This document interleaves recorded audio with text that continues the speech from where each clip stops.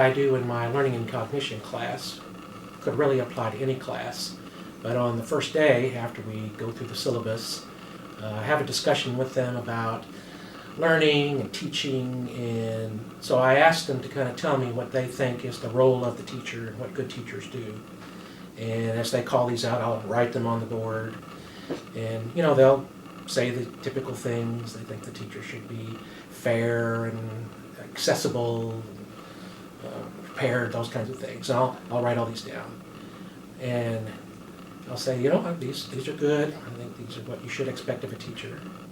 And then I'll draw a line down the board, and I'll say, okay, now, if I do these things, then what's your responsibility?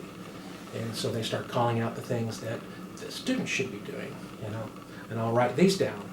And I don't let them stop until their list is as long as my list.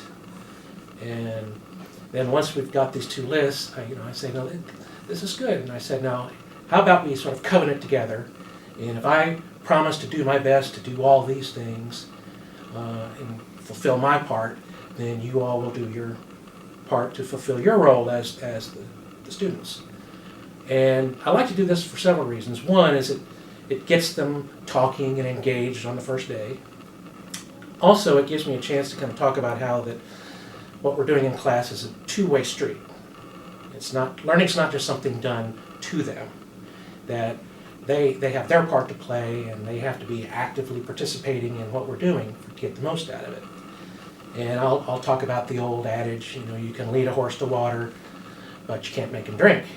And so I tell them I'll do my best to lead you to the water and to make the water refreshing and appealing, but I can't drink it for you. You've got to do that part.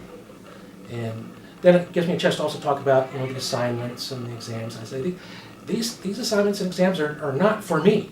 They're for you. They're to help you learn. They're not for my benefit.